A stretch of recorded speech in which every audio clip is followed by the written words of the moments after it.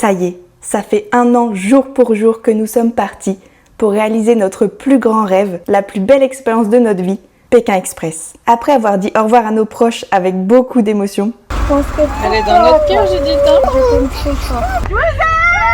et fini de préparer toutes nos affaires, on a pris la route direction la gare. À ce moment précis, on se sentait complètement à notre place et on se disait qu'on avait l'impression d'être à l'aube de notre vie, de commencer un nouveau chapitre de notre histoire qui allait changer notre vie pour toujours. On a ensuite pris le train direction Paris, la toute première étape de notre aventure. Et nous voilà arrivés à l'aéroport. Où est-ce qu'on part?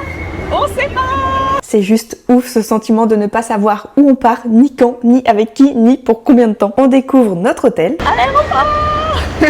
À l'hôtel de l'aéroport. où on sera confiné pendant quelques jours pour ne pas croiser les autres candidats avant le début de l'aventure. Petit room tour de la chambre, la pièce Non mais c'est carrément principale. luxe, On va passer 24 heures ici, voire plus, on sait pas encore trop. Là, on allume la télé et on tombe direct sur un docu animalier en Afrique. Coïncidence? Je ne crois pas. Je pense que c'est un signe pour dire que nous allons bel et bien en Afrique. Puis la prod a checké toutes nos affaires. Et voilà tout notre bordel. On s'est bien régalé pendant 2 jours en mode room service. On a profité du luxe avant le déluxe. 1, 2, 3.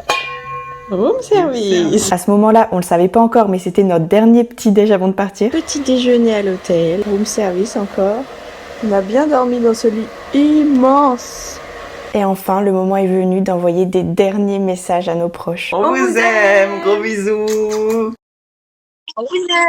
Ça y est, je viens d'envoyer un dernier message à ma famille. On va prendre nos portables bientôt. Je suis pleine d'émotions et tellement heureuse à la fois. C'est parti pour la grande aventure. La suite, vous la connaissez.